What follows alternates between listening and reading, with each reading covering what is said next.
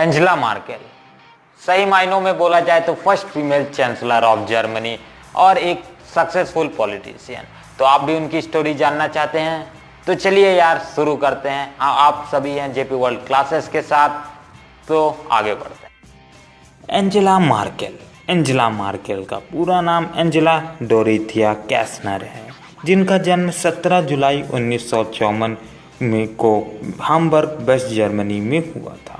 वैसे वे एक फिजिस्ट थी, पर 1979 में मार्केल ने पॉलिटिक्स ज्वाइन कर ली, जब 9 नवंबर 1979 को बर्लिन वॉल गिरा दी गई। क्रिश्चियन डेमोक्रेटिक यूनियन पार्टी की चेयर पोजीशन को होल्ड करते हुए वो बनी first female chancellor of Germany और आज तक वो उन्हें कोई हरा नहीं पाया है। मार्केल के पिता का नाम लुथेन पोस्चर था, जो पेशे से एक टीचर थे। नॉर्थ बर्लिन के एक छोटे से गांव में मार्केल की पढ़ी बड़ी और उनकी पढ़ाई भी पूरी हुई, और जिन्होंने लिपजिग यूनिवर्सिटी से अपने फिजिक्स की पढ़ाई पूरी की और 1978 में अपनी डॉक्टरेट की डिग्री भी हासिल की और बाद में केमिस्ट की तरह काम किया। Central institute for physics and chemistry academy of science में 1978 से लेकर के 1990 तक। 1979 में जब बर्लिन वॉल गिरा दी गई, तब मार्केल ने CDU मतलब Christian Democratic Union party join कर ली। जल्दी उन्हें Helmut Kohl's cabinet ministry for women's and youth की पोस्ट दी गई और बाद में उन्हें ministry of environment and nuclear safety की पोस्ट भी दी गई। जब 1998 में एक जनरल इलेक्शन में कोलास को हार का सामना करना पड़ा, तब उन्हें सेक्रेटरी जनरल बना दिया गया CDU का, और बाद में 2000 सन में जब उन्होंने CDU की लीडर पोजीशन संभाली, तब वे उस इलेक्शन में हार गए। 2005 में जब फिर इलेक्शन हुआ, मार्केल ने 3 सीटों से अपोनेंट पार्टी को हरा दिया और तब वो बनी first female chancellor of Germany, और फिर से 2009 में री इलेक्शन में उनको भारी बहुमत के साथ विजय घोषित कर दिया गया।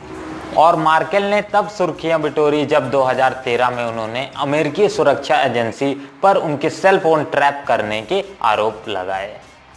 नेताओं के एक शिखर सम्मेलन में उन्होंने इस गोपनीयता के लिए संयुक्त राज्य अमेरिका को धोखा दिया, यह कहते हुए दोस्ती के बीच जासूसी कभी भी स्वीकार नहीं है, और कुछ ही समय बाद उन्हें 2013 में फिर से चांसलर की शपथ लेनी पड़ी।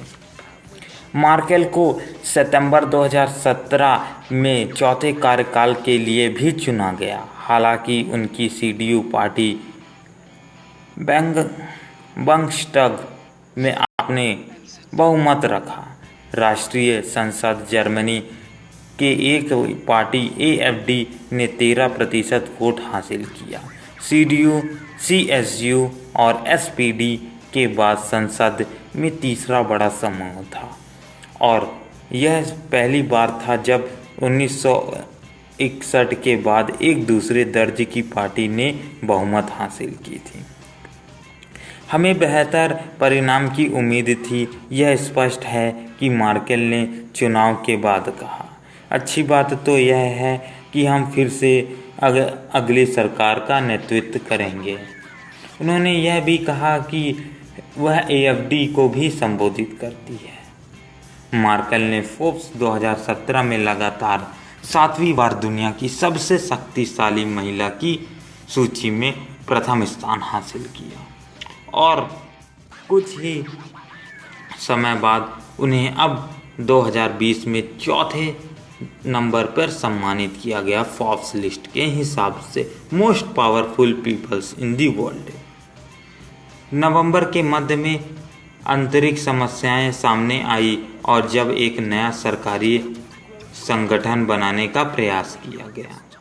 हफ्ते की बातचीत के बाद फ्री डेमोक्रेटिक पार्टी FDP ने इमिग्रेशन और अदर पॉलिटिक्स और पॉलिसी को लेकर के मतभेद को अचानक CDU और CSU और ग्रीन के साथ बातचीत से हाथ खींच लिया।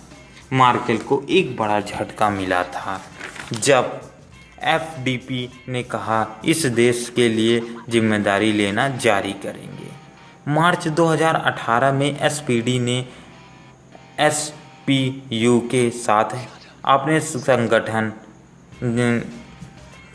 को मतदान किया, जिससे मार्केल को अपने चौथे कार्यकाल के साथ आगे बढ़ने का रास्ता साफ हो गया।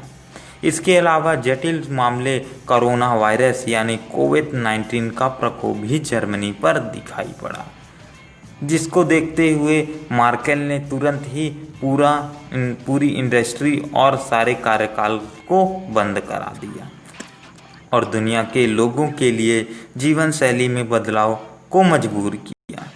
उन्होंने सभी क्षेत्रों को बंद करा दिया, लेकिन वायरस के साथ एक डॉक्टर के संपर्क में आने से रोकने के लिए उपाय पर्याप्त नहीं थे, जिसके कारण मार्च के अंत में उन्हें सेल्फ क्वारंटाइन होना पड़ा। तो ये थी हमारी एक लेडी की स्टोरी जो